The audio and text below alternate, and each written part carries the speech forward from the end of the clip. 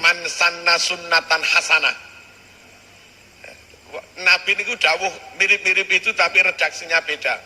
Tuba liman ja'alahu miftahan lil khair mighlaqan lisyarr. Wa wailun liman ja'alahu miftahan lisyarri mighlaqan lil khairi. Bejo banget, bejo kemayangan orang yang ditakdir dijadikan oleh Allah senantiasa punya inisiatif, kreasi, gagasan yang baik-baik. Dimanapun dia berada, mesti membuat gagasan yang baik-baik.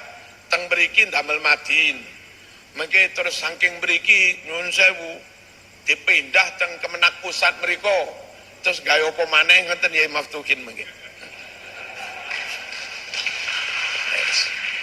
Sapa ngerti barokah Madin terus nyuwun sewu jadi direktur dikti napa-napa ngoten kan lumayan. Allahumma shalli ala sayyidina Muhammad. IAIN Tulungagung, NU maupun yang tidak NU Himasal harus terdepan, harus jadi pelopor dalam taklimul Quran, dalam tajwidul Quran, dalam tahsin dan macam-macam. Sebab kalau sampai ini dipegang orang lain, sekali lagi itu sering jadi modus doktrin dan modus fulus.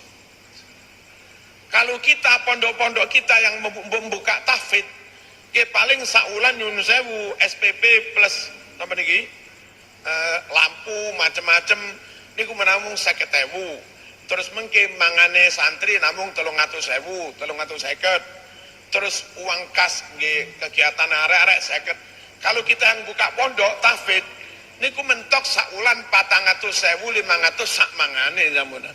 Kalau orang lain yang buka di Malang berorawuh ada Yayasan Tazkiyah. Niku kalau nggak salah sekarang sekali masuk di sekitar 40.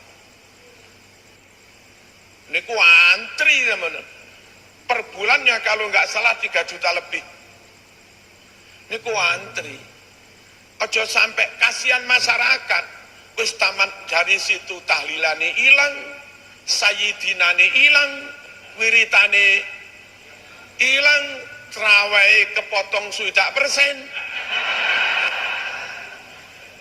bayar larang. Kasihan masyarakat. Harus kita yang hadir dalam dunia tahfidz, tajwid, tahsinul Qur'annya teniki. Benar-benar rahmatan lil alamin. Allahumma shalli ala sayyidina Muhammad. Lalu kalau kita yang mengadakan ngene para rawuh itu nyun sewu ada sanad. Kalau orang lain wani buka tahfidz itu apalan dhewe pakai tutorial HP niku, pakai tutorial napa niku Google niku. Sanate anseh Google mawon. Nah kalau kita ya Maftukin, alumni Lirboyo dan seterusnya memang enten urut-urutan guru sambung-sambung dan sanad itu penting. Kenapa? Untuk memastikan bacaan kayak begini, pemahaman kayak begini bukan karangan kita, memang itu dari guru jadi guru, dari guru terus dari Syekh Jazari sing ahli tajwid niku. Allahumma shalli ala sayyidina Muhammad. Harus kita biar ada sanad. Sebab kalau teman-teman di luar kita Wahabi itu nggak sanad-sanatan, nggak sanad-sanatan. Dan kalau nggak sanad-sanatan bacaannya mungkin nggak nemen-nemen baru rawuh. Tapi kalau nggak sanad-sanatan itu doktrinnya, pemahamannya, ini kasihan umat. Kadung umat di berengkutan bengi tahajud, awan poso wiritan tirakat. Ladalah ternyata yang diamalkan umat itu bukan ilmu yang maurus, bukan ilmu yang terwarisi dari Rasulullah, tapi ilmu karangane ustadz itu. Nah kalau ilmu itu nggak terwarisi dari Rasulullah karena tanpa sanad, namun karangan kento-kentone si ustadz itu, pertanyaannya apa ada jaminan dapat pahala dari Allah? Kalau yang diamalkan itu bukan ilmu yang terwarisi dari Rasulullah. Padahal Nabi dawuh, man amila amalan laisa alaihi amruna fahuwa raddun.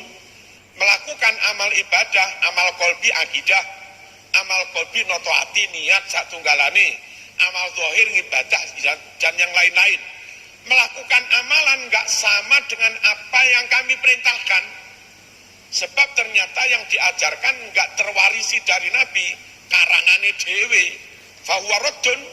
Maka amalan kayak begitu ditolak. Harus kita supaya ilmu yang nyampe kepada umat itu ilmu yang bersanad, yang maurus dari Rasulullah Sallallahu Alaihi Wasallam. Terus semua dosen harus tahu bahwa tahun 1923 itu ada pemberontakan Wahabi di Hijaz, memberontak Raja Syarif Hussein. Karena Wahabi bersekongkol dengan Alu Saud dan didukung Inggris Perancis, akhirnya Syarif Hussein kalah, Wahabi menang. Nah, setelah mereka menang, mereka melakukan qatlan amman, melakukan pembunuhan massal. Hafid Quran banyak dibunuh, ulama banyak dibunuh, masyarakat biasa juga banyak dibunuh, dan yang paling penting bagi kula aturaken, uluf mu'allafah min nusakhil Bukhari wa Muslim wa kutubil fiqh wa tafsir, beribu-ribu naskah Sahih Bukhari, Muslim, tafsir mereka rampas dari rumah ulama-ulama, lalu mereka musnahkan oleh Wahabi. Nah, setelah mereka berhasil memusnahkan kitab-kitab yang asli itu, mereka menerbitkan Sahih Bukhari versi mereka. Mereka menerbitkan Sahih Muslim versi mereka. Menerbitkan Ibnu Katsir versi mereka. Dan kalau panjenengan ngecek, panjenengan Lirboyo atau mana, mungkin masih punya kitab lawas, cetakan An-Nabhan wa Auladu, cetakan mungkin yang Darul Fikri yang lama-lama, cetakan Darul Ma'arif Bandung.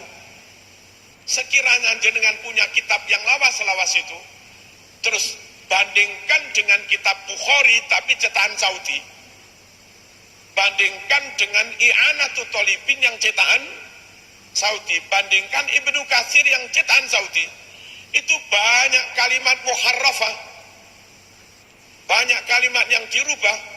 Saya membeli Sahih Bukhari dari Saudi, itu hilang sekitar 50 hadis. Saya membeli Sahih Muslim dari Saudi, itu hilang sekitar 45 hadis. Nah, kalau kelompok yang seperti ini yang membina masyarakat, Qur'ane macam-macam sampai doktrin akidahnya, koyok-koyok apik membuka pondok tahfidz, tapi sejatinya melakukan pembusukan. Ada hadis dibilang nggak ada, karena di Sahih Bukhari mereka hadis itu sudah ditiadakan. Ini bahaya banget. Untuk menjaga keutuhan Islam, supaya nggak ada satu hadis pun yang dicurangi, untuk menjaga keutuhan Islam, supaya nggak ada satu kalimat pun yang muharrafah, maka harus kita yang hadir di tengah-tengah umat menyampaikan ajaran Islam. Jangan orang lain, jangan orang lain yang di luar Ahlus Sunnah wal Jamaah. Allahumma shalli ala sayyidina Muhammad.